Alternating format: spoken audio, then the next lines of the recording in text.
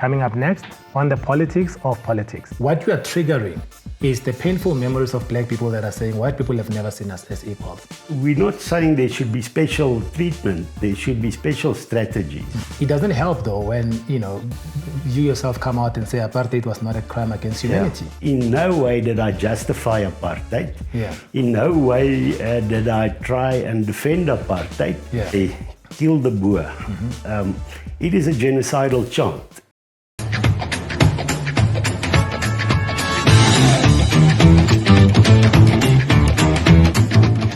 Hi everyone, I'm your host Neo and welcome to the Politics of Politics. Before you do anything else, please click that like button and subscribe to our show, and we encourage you to leave comments for us. Now, this show is about guiding you into the intricacies of South African politics. We do this by bringing leaders from all sectors of society. We engage with them, we have meaningful dialogues with them in order to inform you, especially leading up to the 2024 elections and beyond. And today, we've got the CEO of Afri Forum, Neo and Kallie Kriel. But next up, my political agenda.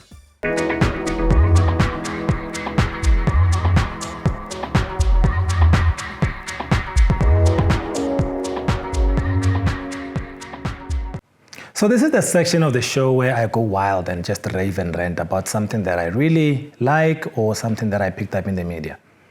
And today I want to talk about lost socks. Yep, you heard me. Everybody knows what I'm talking about.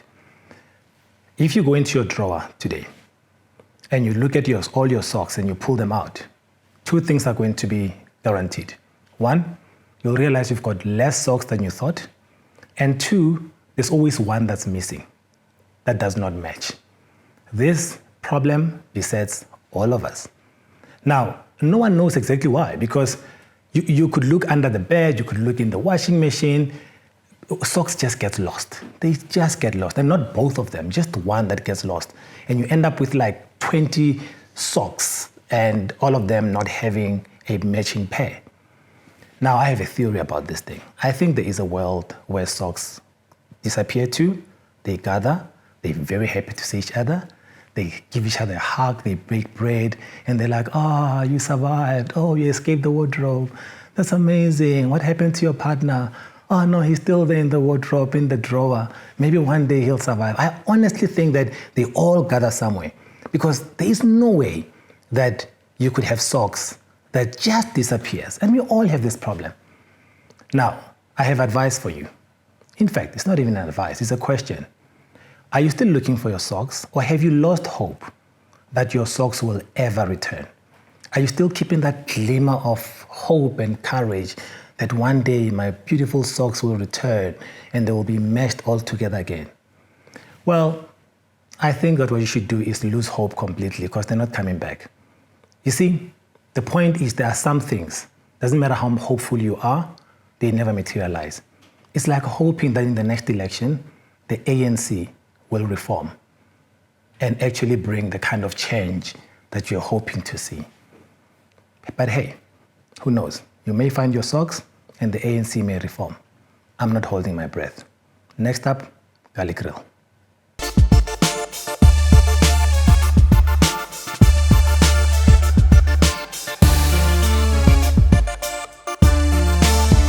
As promised, we've got the CEO of Afri Forum with us, Mr. Kallie Kriel. Kallie, how are you doing? No, Neo, I'm feeling well. It's great to be here. That's good. I was trying to figure out, because we're going to get into all sorts of discussions, I was trying to figure out whether to introduce you as Neo and Kallie or Comrade Kallie. So, I don't know, Well, I think just do it Kallie. Kallie we do, right? That's the safest. No, yeah. That's cool. So Kallie, let's get it right into it, because there's quite a few stuff that I want us to get into. So, Afri Forum.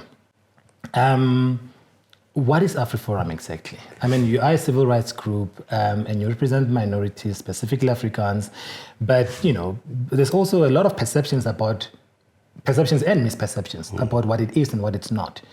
What is Afri Forum, and who are you representing, and what is your objective? Well, I think people should judge us not with regard to what others say about us, also not what we say about ourselves, but what we do. Look at the projects we have, the different things we do, and then make up your own mind. The fact is, we work within the democratic framework. We want to make sure that we make the society better for all people who live in it. Of course, you mentioned that most of our members are Afrikaans-speaking people, and we look at those interests. But Anton Rupert said a long time ago that you cannot sleep safely at night if your neighbors are hungry. So we realize we're not isolated in this country. We need to also play a proactive role at looking at broader interests, and that you will see with our projects. Yes. In the first place, you know that Senzo Mehiwa's family asked us to assist with that investigation. Yes. And then, you know, many people say this is window dressing, but we cannot do window dressing if somebody else asks us. And you can look at many cases. 95% of the cases that Gerrinel does are for black people, because all people suffer with the demise of the criminal justice system in the country. If we have a two-pronged approach. We want to make sure that we promote Afrikaans as a cultural community in this country, but then also promote multilingualism. And that we do by, in the first place, taking on issues that go wrong. Mm-hmm. And we do that also in a broad spectrum. That is why many of these allegations against Afri Forum are made, because we act as a watchdog.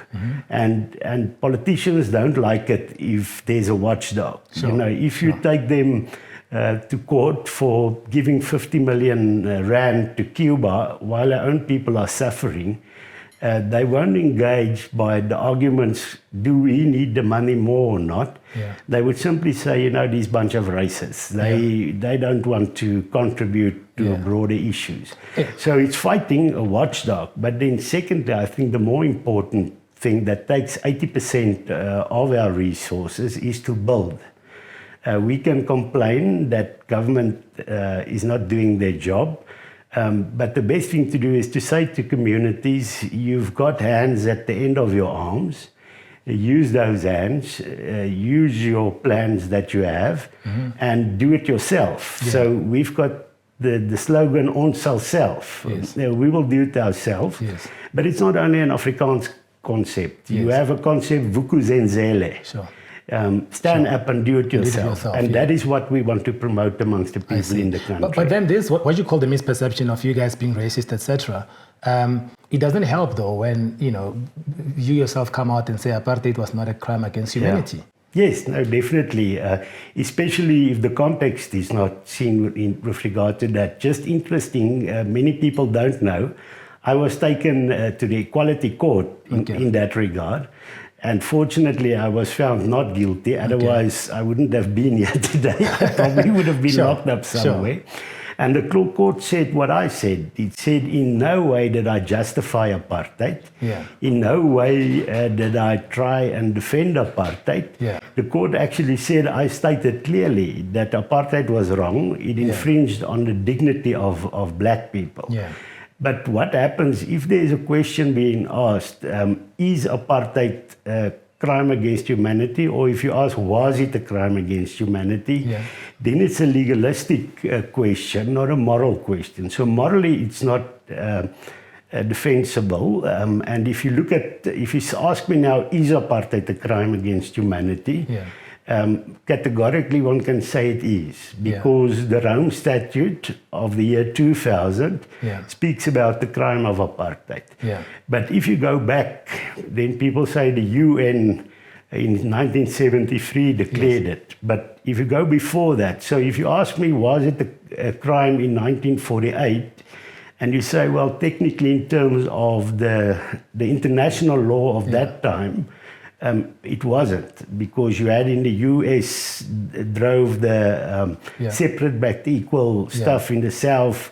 You had still British colonialism where black people were seen as inferior. Yeah. And what I tried to do in that interview is to say people should be judged in the context of their time. Yeah. If we look back today, from where we sit now, it's ludicrous to think, how can anybody do that? Because it's totally unacceptable. Yeah. But people in 1948 that grew up in a different time and different worldviews, we cannot judge them by using today's measures. We can say they were absolutely wrong, but we cannot let the Rome Statute, we cannot apply the Rome Statute in 1948. But don't you think you're splitting hairs though? Because and it's not even a question of judging it by that standard. Even 1948, anyone should have known that to shoot someone in the head because you disagree with them should be wrong. I mean, I think the sanctity of life was always the sanctity of life. I think whether you're looking at it in 1948 or in 1924, whatever the case is, Group Areas Act, etc., to take land from people forcefully and even kill them, there was never a time that was allowed. No, of course. But also the point I'm trying to make is I knew my parents, I knew my grandparents, and they were not criminals. I'm not saying they made no mistakes. They did not shoot anybody, but they grew up in a system where things happened that were wrong. So my view is I'm not going to criminalize people out of the context of their time. Because if we're going to do that, my whole cultural community's history is being criminalized. And what I would want to say is we made mistakes. We are humans that did things that was not right. But our whole history is not the history of criminality. We also were the first fighters against British colonialism with the Second Anglo-Boer War and the First Anglo-Boer War, which is a part of my history I'm very proud of. So in a sense, we also need to let people continue with dignity. If I hit my child for something they did wrong a week ago, and I'm going to hit him every day for that, you get to a situation where people say, you know what? Sure. And that old argument, people say it's a stereotype of whites. They say whites say black people should just get over it and move on. Sure. That's not at all what I'm saying. Sure. What we are saying is I myself have 4 children. And I'm not going to Europe. I'm not a European. My European name is Carl Martin, but I've got an African name, Kallie. And I'm not going to go somewhere else where I speak a different language, where we don't have the same culture as you have in Africa. And to do that, I have to make sure that for my children there are a future here. And I don't want them to be the scapegoats for the rest of their lives. Absolutely. But then, Kallie, there's a part of what you say is a misjudge of Afri Forum. I mean, you then, so on one hand, you say you believe that all lives are equal, right? Whether black, white, or whatever the case is, right? But then you go to the UN in about 2018 and you say that there is genocide against white farmers in the country, right? At a time where literally everyone is being killed, right, in this country. I think the meta stats for 2018-2019 year was about 23,000 people. And I think there were less than 100 farmers that were killed. And I'm not too much worried about the numbers because one life is one life too many. But from where I'm sitting, you're basically saying the life of a farmer is more important than the life of every South African. Why couldn't you go there and talk about the lives of South Africans that are being taken, including farm workers, most of which, by the way, are killed by farmers? Maybe I should just start by saying we never use the term genocide. And when people write... Because that's how it was reported. Yes, and we took them to the press ombud and we won all those cases. They had to apologize. What genocide is what you saw in Rwanda.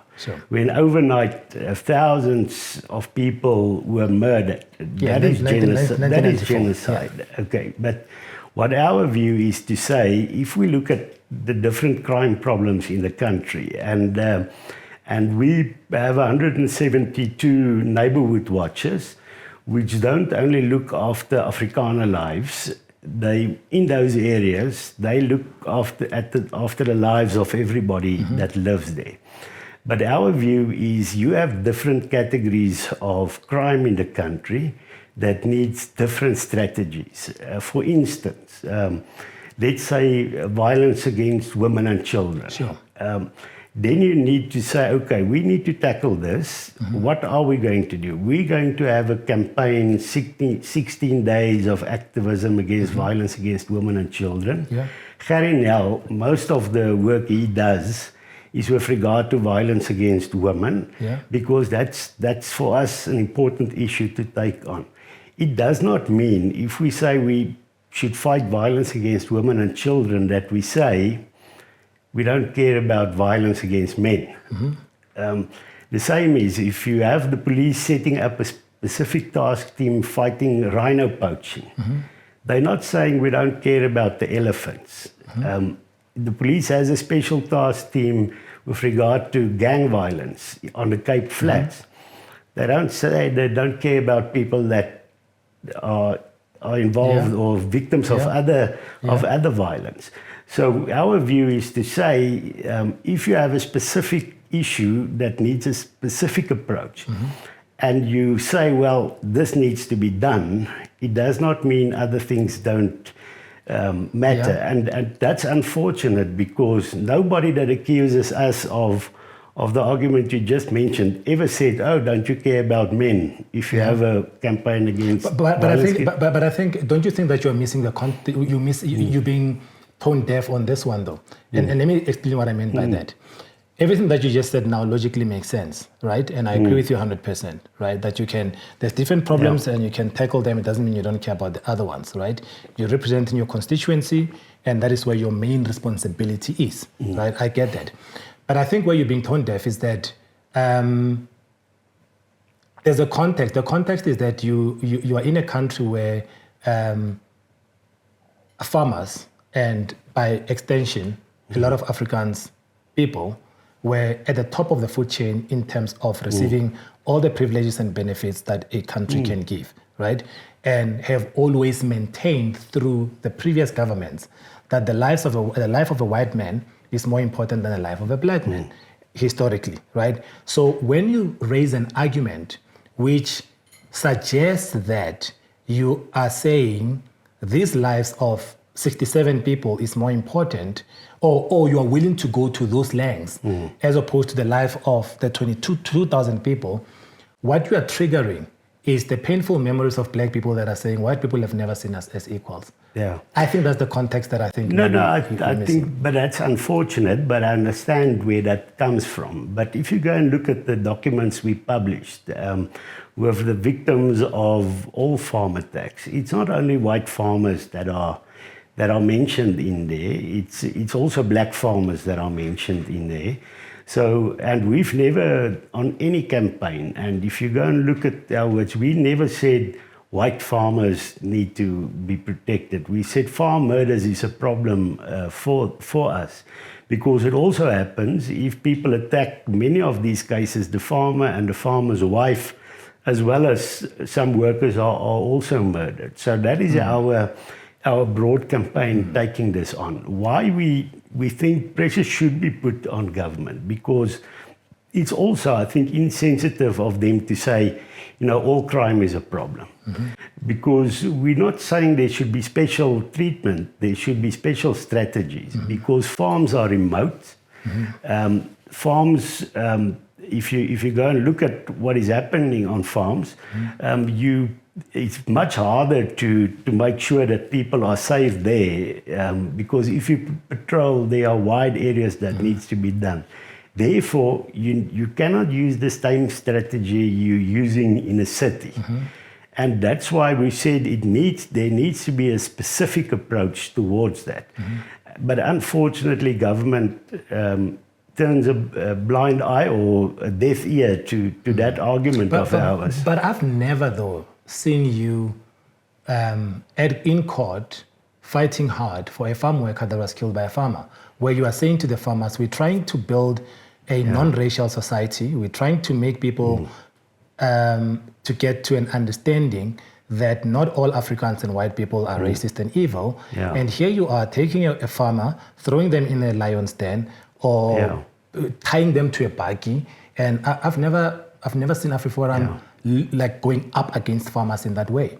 Well, we have been outspoken against any form of racism, but I think that's also sweeping statements being made to say, you know, white farmers are killing black workers. There have been cases where that has happened, but justice is swift in those cases. You can look at all those. The lion issue you speak about, it's Mark Scott Crossley. Yeah. Yes. In the end, it was said he didn't kill the person, but he was complicit because he fed the person. In that case, and it's good so, that case justice was swift.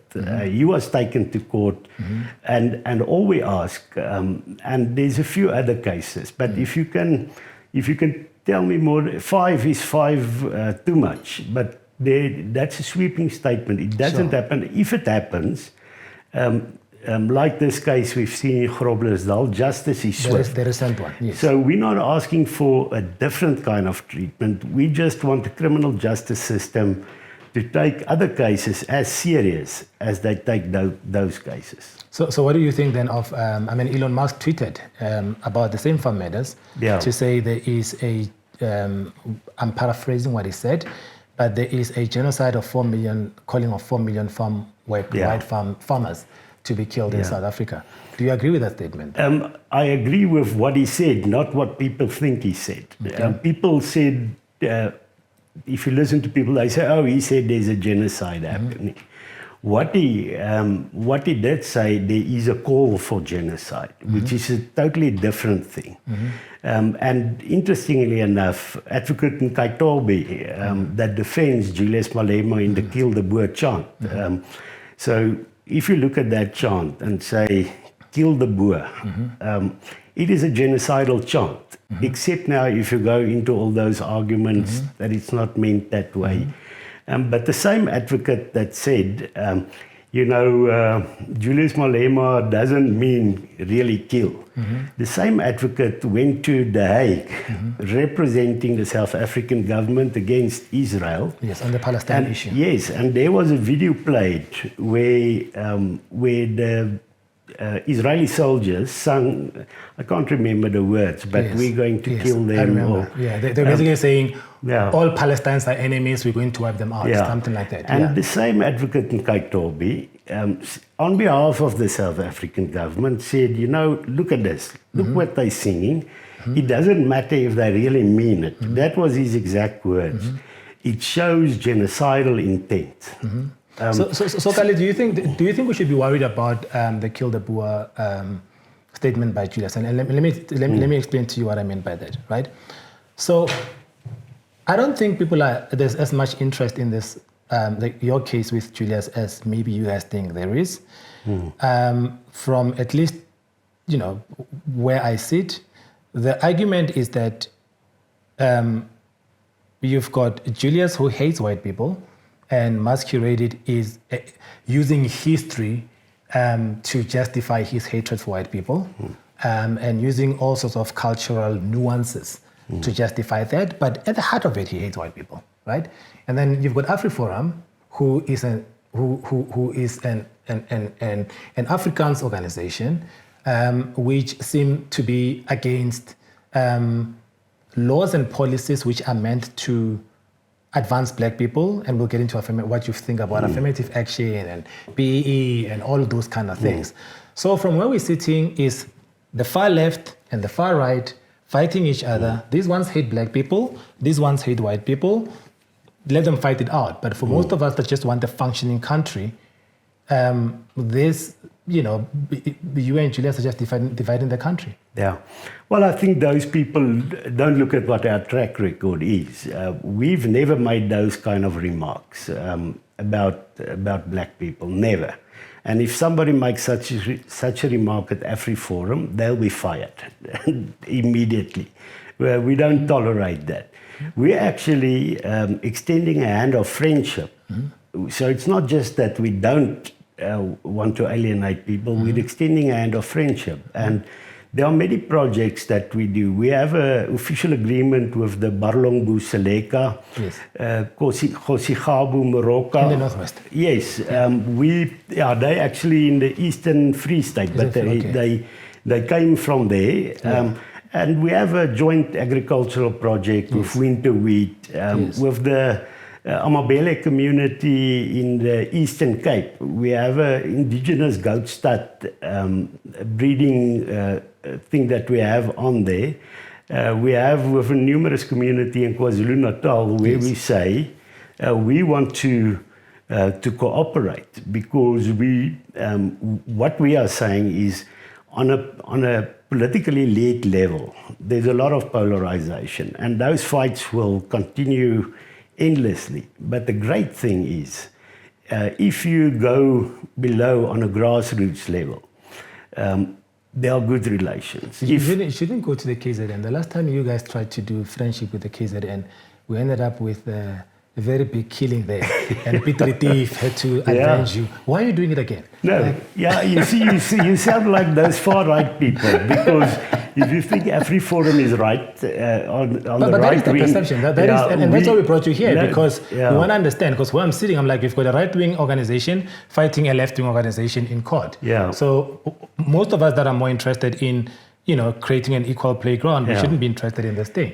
That really is, People forget what the right wing is and was. If it's the Eugene Terblanches of this world that had a very negative impact in this country. And if you want to compare what we're doing, maybe there should be real right wingers so that people can see the difference. No, but that's only on a lighter note. Yeah. So. We have to bring our message to the fore continuously, but you have the right wing, and you can go and look on the internet where they say you've learned nothing from Peter Thief. You can't work with these people. But people have a very selective memory when it comes to history. After Dangan, you had King Pande. King Pande, yes. Yes. Oh, there was peace there. Yeah, and between the Africans and Pande, there was amazing peace in the KZN. And they worked together against King Pande's enemies. Yes. Later on, King Dinizulu stayed at the boer family because people were trying to kill him. Yeah. And so after that, there's a long history of good relations. Louis Botha, the British had King Dinizulu in jail. Yes. But with the Union coming, Louis Botha immediately released King Dinizulu. Yeah. So there's that kind of relations, and that's why we also had a good relationship with the late... King Zwelithini. Yes, King Woodwill Zwelithini. Yeah. And because we need to foster those relationships. Yeah. And if you're just going to stick to the bad issues in history, you won't be able to utilize those moments that I think was no, absolutely. And I think it's quite interesting. There's a book called The Five Zulu Kings, which takes you through. A friend borrowed it to me 2 years back, and I went through it. It's quite fascinating. But Kallie, maybe I should just also tell you, King Dinizulu was a prisoner on St. Helena Island. Yes. It's halfway between South America and Africa. Yes. And he had 4 children on the island. Yeah. And 2 of them are buried. They unfortunately died on the island. Yeah. So when we visited there to put a reef on the Boers that were in British prisoners of war, we also laid a reef at King Dinizulu's 2 children. No, it's quite fascinating because don't start me with history, because then we're going to go on the whole time. It's actually the reference that Thabo Mbeki makes in the I Am an African speech, when he talks about being the son, I lay the wreath as St. Helena. That's his reference to it as well. But Kallie, let's get to the issue of the land. Yeah. Do you agree that there will never be peace in South Africa between blacks and whites until the land issue is restored? And you speak to farmers more than I do. Yes. So I want to understand whether farmers, most of which own quite big piece of land, even though I accept that government owns quite a big portion of land that's lying fallow, but I'm talking the one that's in farm hands. Do the farmers understand that this is not a EFF issue? This is the original sin that somehow we need to find a solution to. Yes, most definitely. But of course, the EFF, I don't think they want to find a solution to the issue. If you look at the real statistics, 20% of the total country, the land are white farms or so-called white farms. If you look at what was never acknowledged by government, you would hear these politicians saying 87% of land are in the hands of whites and only 13% are in the hands of black people. But they did that to, sometimes if you want to do certain stuff, you have to justify it. Yeah. So they over-exaggerated this. But I don't trust your number and I don't trust their number because the land audit has been such a shame. But let's now say for the first time, it changed because I think the ANC is in a bit of a tough spot. Who's the ANC again? It's the ruling party. Oh, okay. And you'll remember just a month or two, recently, the president spoke in Parliament and he said, because now he has to show progress. So now he's forced to give the real figures. So he said of agricultural land that are farmed on, black people own 25%. It does not mean now that the rest are owned by white people. What you unfortunately see is that big companies buy up land and it becomes corporate farms. And that is why our sister organization, SAI, works for family farmers. We need to also keep families on farms.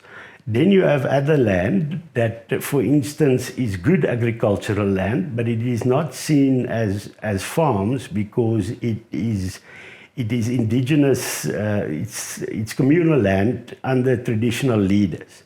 And there is a lot of land also to be utilized. And that is why I mentioned the projects that we have, is to say, let's get a blueprint on how communal land can be best utilized to be able for local people to farm on a commercial basis. So that is, and we get the support of farmers on all those projects. If I take the one of the Barlong Buseleka, local farmers said, we want to help. So you have that. Then, of course, if you look why has land reform failed, and people tend to say it's farmers don't want to sell their land, the willing buyer, willing seller is the problem. At any given time, 7% of agricultural land are on the market. You can buy it. But what we've seen, there are more than 4,000 farms that government has bought already. 90% of those farms are dysfunctional. And it's not because black people can't farm. If you're going to, I might look like a farmer, but I can't grow a tomato in my backyard. So if you're going to put me on that farm, I will fail. I'm set up for failure because firstly, 94% of the land government wants to redistribute, they kept in their own name. So there's only a few places where people got title deeds. So if you now want to be a farmer, the input costs are huge. You have to go to a bank and say, I want to buy seeds, I want to buy a tractor, and here is my land as security. They can't do that.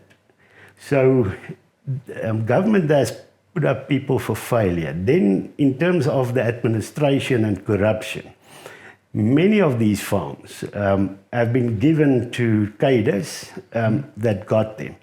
So what we are saying is, if you want to do this right, we want to help. We want to make sure that there is land restitution. There are two different projects. One is land restitution, and one is land redistribution. In terms of restitution, people say land was stolen, and there are instances where it was stolen. But you can't say all land was stolen. That's why there's a restitution process, that if you can say this piece of land was stolen, then there's a restitution process. But the problem is the records, right? I mean, if I were to, if you were to, I mean, let's take Cape Town as a history. Let's take Johannes van der Stel and the whole Stellenbosch kind of like area, etc. It would be difficult for any black person to bring records and say, this is the land. So what do we do with that, right? Because the way it sounds like you're arguing a technicality to say, well, you can't prove it, so.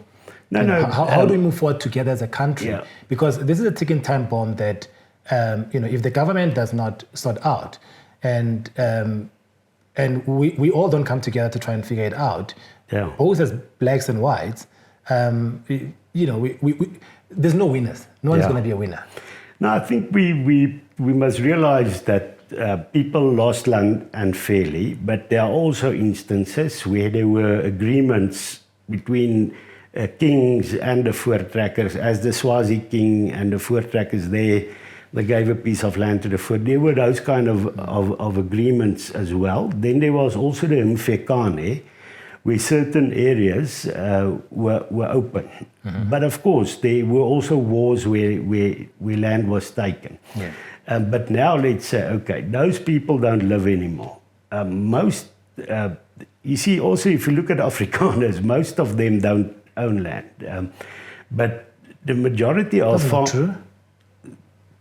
I speak about agricultural land. A house is something else, which is a small percentage. Afri Forum has 315,000 members. There are only 30,000 farmers. So most of our members are urbanized, stay in towns and do other jobs. Sure. It doesn't follow that because you're Afrikaans, you're a farmer. Yeah. You might look like a farmer, but you're not necessarily one. So I've got to rush you a little bit there. There's two other issues I want us to get into. And the first one is you've gone to court, taking UNISA and a few other institutions. And you're really fighting for Afrikaans to be a medium of instruction in some of the schools. You seem to be, especially those schools that were previously Afrikaans, where the government comes in and say, no, it's got to be a dual medium school. You guys keep going in and fighting that. Why is that? Well, I think because we learn from previous behavior of the government. The fact is, let me just come to the issue of mother tongue education. Sure. I once tried on SAFM to defend mother tongue education for all. And unfortunately, because the apartheid history is still so in people's minds, they said, okay, I see exactly what you want to do. You want my children to go to a Sepedi school and your children to an Afri. You want to be separate but equal, and those kind of arguments. Yes. But the reality is, if you look at the matric results, my daughter got 10 distinctions last year, an average of 94.14. I'm actually not using an argument, I just want to brag. But no. I could see that. No. We'll send her a card to say, well done. No. You took well after your mother. Most definitely. No, I could never do that. But why? Not because her father is clever. You can see I'm not that clever. Because she had the privilege of going to school in a mother tongue. To learn maths and science in a mother tongue. And she could understand those concepts. Now, if you take those same children and you tell them, you're already struggling with English, but now you have to learn these weird concepts of maths. For me, it's weird. And you have to understand it. It's actually more a language test. So you will never eradicate the inequalities. The white English-speaking people will be the only ones that benefit if we have everything in English. So that is why we fight. But then go to court and fight for mother tongue for all, as opposed to fighting for Afrikaans. Because what that, you're doing, you're now sounding like radical feminists who say we want equality of women, but where women are higher, leave that as it is. No, but remember, we tried it in apartheid to say, well, I say we, but my ancestors, to be paternalistic and say, you know what, we know what's better, what's good for you. I cannot, that's what I tried on that radio interview, and they said no. It would be a conscious decision, should be a conscious decision of the cultural communities, and we will cooperate. I'm looking for people that will take on the struggle, will be our allies. But then I want to just come to government's history. Yes. I was at the University of Pretoria, and then they said, okay, now, accessibility, let's bring in English as well. We won't touch Afrikaans. But when it's done, we fought hard to try and keep Afrikaans as a second language of instruction at the University of Pretoria. Today it's English only. At the University of the Free State, we fought hard to keep it. Today it's English only. But our language gets touched all the time. Tswana, Zulu, etc. What's so special about Afrikaans that it can be touched? No. I think languages as a whole should not be touched. Remember, I see language as a part of my culture, dignity and who I am. Unfortunately, there are also people that say it's only a means of communication. And I think the worst thing you can do, if government says the Israelis are using missiles to do some ethnic cleansing, you can also, through legislation, by taking away children's language, you can also make sure that you damage cultural communities' existence. And remember, Afrikaners don't have traditional areas where you send your children for, I can't remember the term. No, I know what you mean. You mean like kind of like homeland, where you kind of like, they can go there and they can learn the Afrikaans. And if they lose it, they lose it. And they go to initiation schools where the culture is. But what we are saying, Kallie, is why should you keep Afrikaans as an advantage at university? We both need to find a middle ground. I'm not learning in Tswana. You can't be learning in Afrikaans. But English is the middle ground. So the only people that will benefit are white English-speaking people. Well, then let's find a solution, right? Because the problem is that if you go dual medium, right? My argument is then you're basically saying the people that should benefit is Afrikaans-speaking whites, English-speaking whites. What happens to all the African language speakers? Because if it's a dual medium, that's what it means. Yeah, but we should actually have a process of driving to uplift the other indigenous languages to a language, an academic language, and that can be done. It was done with Afrikaans, which was, they called it a kitchen language. Yes. It's not impossible, but it's like if you say this is the ideal, we want to get to 11 languages being used and people being taught in their mother tongue. There are only 2. To get to 11, you need to move that way. But now we're moving this way. And it will mean also the end of dreams for mother tongue education for all. We run out of time, Kallie, but Orania, what's your view on it?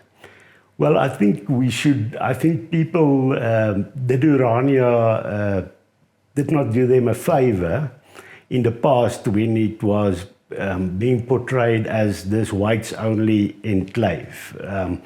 And of course, if Orania is an apartheid place that is based on race, excluding others, then we would be against it. But if you take the other view, to say in South Africa, we have hundreds of cultural villages. And when we do our project in Tabanshu and we get ENCA to come and do a story there, they don't say, now we are in the blacks-only enclave at Tabanshu. They would say we are in a traditional cultural community of the Barlongbu Seleka. And that is what my view that the town should be. It should be a cultural town that is not based on race, but it should be as any other traditional town in the country. And I think also what people differ, what I see. I actually the other day I read the person from the Orania movement saying they are progressive. They, in the sense that they don't abuse black labor. Wow. Because if you look at what was the apartheid state, it said, listen, come and work for us. You don't stay here permanently, but oh no, you're not going to vote. If you want to vote, go there. So it was a system based on the abuse of black labor. And my worry is we're going to have Orania, we're going to have the Republic of Orania. Someone's going to like the idea. We're going to have a Republic of Pretoria North, and we're going to have a Republic of Cape Town, and we're going to have a Republic of West Rand, Roodepoort. And before we know it, what happens then to the cohesion that we've been wanting? It's not a republic, it's just a town. They think they're republic. No, they are, but I think most people there want to build a strong town, as I've said. And those are the kind of issues to say, if I go to Nkandla, I don't say, I'm excluded, this is only for black people. And I think we should, we're still too close to apartheid, but hopefully my children will live in a society one day when if the Afrikaner culture is celebrated, people won't say, oh, what's wrong with you? We need to get to a place where all our cultures can be celebrated, and where it does not mean that there cannot be mutual recognition and respect amongst communities. No, look, Kallie, I mean, we're having important conversations, and I do think we've moved somewhat. I'm able to sit here, you're able to sit here with me, we're able to disagree on a whole lot of issues, and there is no one who gets touched on the studio. You remember that guy? Yeah. Chris Maruling, right? Who was he debating? Mr. Versage? Mr. Versage? Yeah, I remember that. Yeah, we don't you didn't come here with a bodyguard. No, you didn't stand up and touch in the studio. Kallie, thank you so much for your time. I really, really appreciate it. Thanks for coming through. It felt like we rushed through a lot of stuff, but I'm sure you'll be open to coming back again. Yeah, no, definitely. Thank you. Thank you, my good sir. I've used up all my English vocabulary, so I'm so glad. You used all your English data is gone. Now it's, but thank you, so a few years back, well, actually when I was in university, I had a friend, an Afrikaans friend, and we agreed that we had like massive debates and we hated each other. And eventually we kind of like became friends. And we decided that we're going to teach each other. I'm going to teach him a Tswana song, he's going to teach me. So what I taught him was the old national anthem of Boputa Tswana, because that's where I grew up. And he said, okay, I'm also going to teach you what is sort of like my anthem. I'm like, okay, tell me your anthem. It's like, de la re, vel ye di boere. At least that's the one song that I know. I know Bana Basikolo, Bana. No, that doesn't count. That doesn't count. No, that doesn't count. That doesn't, no. That doesn't count. Thank you very much for watching. We had a good time with Kallie Kriel from Afri Forum. Remember, you may not be interested in politics, but politics is always interested in you. And remember to follow us on all our social media platforms. Till next time.